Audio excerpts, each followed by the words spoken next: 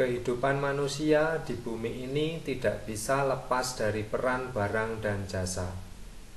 Selama manusia hidup, mereka selalu merasakan kebutuhan terhadap barang maupun jasa. Dan untuk mempertahankan hidupnya, kebutuhan itu harus dipenuhi dengan barang maupun jasa sebagai alat pemuasnya. Oleh karena itu, barang dan jasa disebut alat pemuas kebutuhan manusia. Meskipun sama-sama sebagai alat pemuas kebutuhan manusia, tetapi antara barang dan jasa mempunyai ciri yang berbeda. Barang dapat bersifat konkret maupun abstrak dan bisa dihasilkan atau dibentuk setiap saat. Sedangkan jasa selalu bersifat abstrak dan hanya bisa dihasilkan atau dibentuk saat dikonsumsi. Jadi, kegiatan menghasilkan dan mengkonsumsi jasa selalu dilakukan pada saat yang bersamaan. Misalnya jasa salon. Jasa ini terbentuk saat pegawai salon mengharap pasiennya dan si pasien langsung menikmati jasa salon tersebut.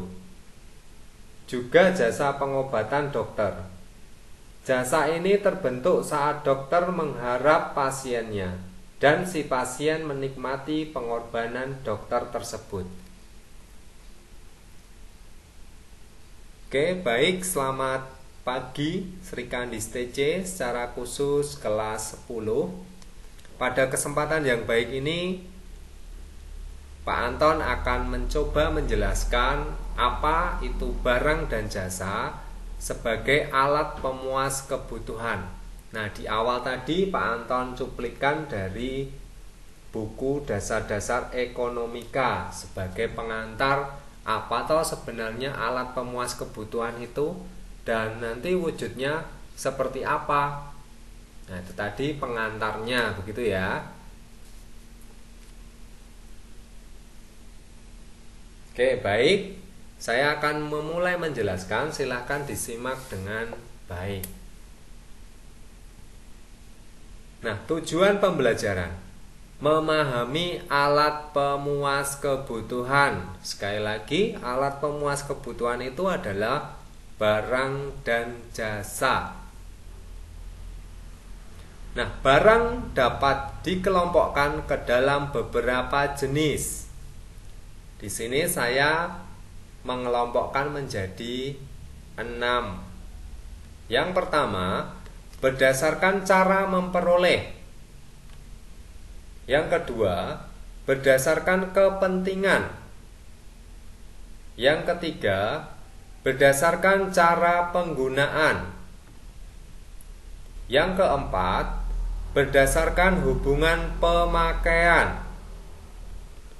Yang kelima, berdasarkan proses pengolahan.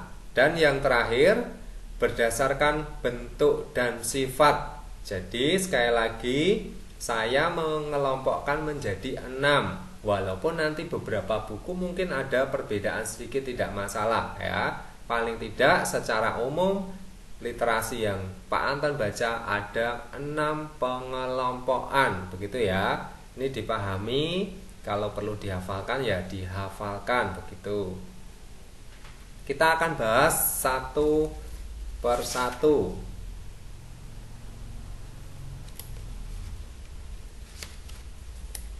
Yang pertama, berdasarkan cara memperoleh. Nah, barang itu dibedakan menjadi 2, yaitu barang ekonomi dan barang bebas atau istilahnya adalah non-ekonomi. Nah, apa itu barang ekonomi? Ya, barang yang didapat dengan cara mengorbankan sesuatu untuk mendapatkannya. Jadi ada pengorbanan terlebih dahulu untuk mendapatkan suatu barang, begitu.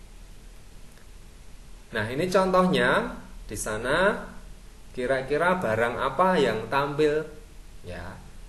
Di sana Pak Anton menampilkan gambar laptop ya. Untuk mendapatkan satu unit laptop, kita harus mengorbankan sesuatu. Ya, kita harus membelinya. Maka itu dikatakan sebagai barang ekonomi. Misalnya yang dikenakan dalam gambar tersebut ada pakaian, celana panjang, ada masker, ada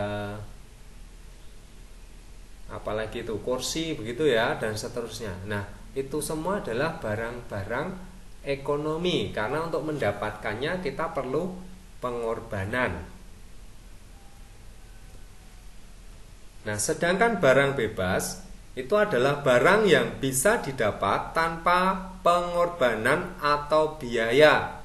Nah, apa kira-kira yang kita nikmati setiap saat begitu tanpa kita harus mengorbankan sesuatu? Nah, contoh di sini adalah sinar matahari atau cahaya matahari. Nah, kita mendapatkan sinar matahari itu secara cuma-cuma atau gratis begitu ya. Terus contoh lain ada udara di bumi, ada air di daerah curah hujan. Nah, itu gratis tanpa pengorbanan. Nah, kalau oksigen misalnya ada yang sakit begitu ya, kita harus beli, maka itu sudah termasuk barang ekonomi. Begitu kira-kira ya. Ini barang berdasarkan cara memperoleh. Semoga paham ya. Oke, baik, saya lanjutkan. Berikutnya berdasarkan kepentingan. Nah, ini saya membagi.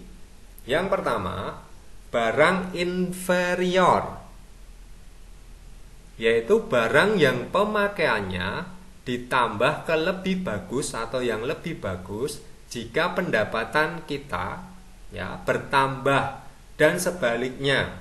Nah, ada yang bisa memberikan contoh? Nah, contohnya ini.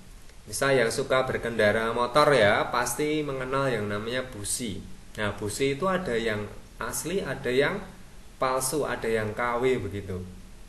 Nah, secara umum karena penghasilannya rendah, biasanya akan menggunakan busi yang KW atau palsu. Tetapi kalau suatu ketika penghasilannya meningkat, membaik, maka orang tersebut pasti akan memilih yang asli begitu. Ya, ini spare kendaraan bermotor ya, mungkin yang lainnya juga banyak. Yang kedua, barang esensial. Barang yang sangat diperlukan untuk memenuhi kebutuhan dan permintaannya tidak signifikan dipengaruhi oleh tingkat pendapatan. Nah, contohnya apa dalam kehidupan sehari-hari? Nah, misalnya bahan-bahan kebutuhan pokok. Nah, ini penting ya bagi kelangsungan hidup kita. Jadi, walaupun pendapatan kita meningkat, itu kebutuhannya juga akan tetap sama. Karena pasti ada batasnya ya orang makan itu. Oke, berikutnya yang ketiga, barang normal, yaitu barang yang permintaannya bertambah saat pendapatan meningkat dan sebaliknya. Nah, ini secara umum seperti itu ya. Contohnya apa di sini? Misalnya handphone begitu ya, atau alat-alat elektronik. Kalau pendapatan kita meningkat, maka kita mampu membeli barang-barang tersebut. Yang keempat, barang mewah, yaitu barang berharga mahal ya, dan dapat menaikkan status sosial penggunanya. Contohnya misalnya mobil mewah begitu ya. Oke, kira-kira paham kalau barang mewah? Saya rasa banyak ya. Intinya tidak banyak dimiliki oleh orang ya. Itulah barang-barang mewah. Oke, berikutnya berdasarkan cara penggunaannya. Nah, ini dibedakan menjadi dua, yaitu barang pribadi dan barang publik. Barang pribadi itu apa? Yaitu barang yang dimiliki dan digunakan oleh individu atau perorangan. Sedangkan kalau barang publik itu barang yang digunakan untuk kepentingan masyarakat umum. Nah, contohnya apa? Kalau barang pribadi, misalnya kendaraan pribadi, gitu ya. Sedangkan kalau transportasi umum, nah contohnya ada kapal, ada pesawat, yaitu namanya barang publik, ya, untuk kepentingan orang banyak. Nah, berikutnya berdasarkan hubungan pemakaian. Ada dua jenis barang juga. Ada barang substitusi, ada barang komplementer. Barang substitusi itu apa? Barang yang dapat menggantikan barang lain. Sedangkan kalau barang komplementer, barang yang kegunaannya bertambah jika digunakan bersama dengan barang lain. Nah, contoh barang substitusi. Contoh sehari-hari kita makan nasi ya, beras begitu ya. Beras digiling jadi nasi begitu. Nah, kalau tidak ada beras atau tidak ada nasi, kita bisa mengganti dengan barang lain. Ya, contohnya di sini jagung begitu. Atau sebaliknya ya, kalau biasa makan jagung tidak ada jagung, maka kita bisa makan nasi atau beras begitu ya. Nah, sedangkan kalau barang komplementer, sekali lagi kata kuncinya adalah kegunaannya bertambah jika digunakan bersama dengan barang lain. Sepatu, ya, kira-kira barang lain apa yang bisa bersama digunakan dengan sepatu? Misalnya adalah kaos kaki. Nah, contoh lain banyak, misalnya sepeda motor dengan BBM, laptop dengan listrik misalnya, dan seterusnya. Ya, semoga paham ya. Oke, kalau paham saya lanjutkan. Nah, berikutnya berdasarkan proses pengolahan. Nah, ini kaitannya dengan proses produksi. Dibedakan menjadi 3, yaitu pertama barang mentah, yaitu barang yang belum mengalami pengolahan, jadi masih asli, ya, belum ada campur tangan manusia di sini. Yang kedua barang setengah jadi, yaitu barang yang telah diproses tetapi belum menjadi barang siap pakai, jadi sudah mengalami proses produksi tetapi belum dapat digunakan begitu ya.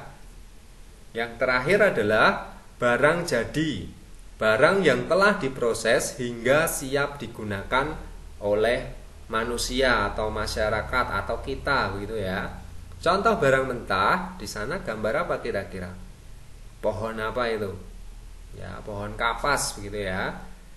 Barang setengah jadinya apa? Yaitu benang. Jadi kapas tadi sebagai barang mentah diolah menjadi benang, dan setelah itu dapat diolah kembali menjadi pakaian. Jadi ini mengalami proses produksi. Ini yang namanya proses pengolahan. Nah, berikutnya berdasarkan bentuk dan sifat di sini dibagi menjadi 2, yaitu barang tetap dan barang bergerak. Barang tetap itu adalah barang yang bersifat tetap dan tahan lama. Contohnya adalah mesin-mesin pabrik, ya, gedung, itu adalah barang tetap. Sedangkan kalau barang bergerak adalah barang yang bersifat tidak tetap dan masa pemakaiannya pendek. Jadi cepat habis begitu ya. Contohnya di sini adalah tabung gas begitu ya. Gas itu hanya dapat digunakan ya sekitar 3 sampai 1 minggu ya, yang 3 kilo begitu. Maka itu dikatakan sebagai barang bergerak. Atau bolpen misalnya tip X ya, yang kalian gunakan itu dikatakan sebagai barang bergerak. Nah, oke, itu yang bisa Pak Anton sampaikan di sesi video ini. Kita mengenal yang namanya barang dan jasa sebagai alat pemuas kebutuhan manusia. Nah, untuk daftar pustaka masih saya ambil dari ya buku paket ya, ekonomi kelas 10 dan dasar-dasar ekonomika, masih sama seperti yang kemarin. Untuk beberapa gambar saya ambil dari pixel.com begitu ya. Oke, terima kasih telah menonton video ini. Semoga bermanfaat untuk kalian untuk proses PJJ. Semoga kalian juga tetap sehat dan tetap semangat begitu ya. Oke, sampai ketemu lagi di video berikutnya. Terima kasih.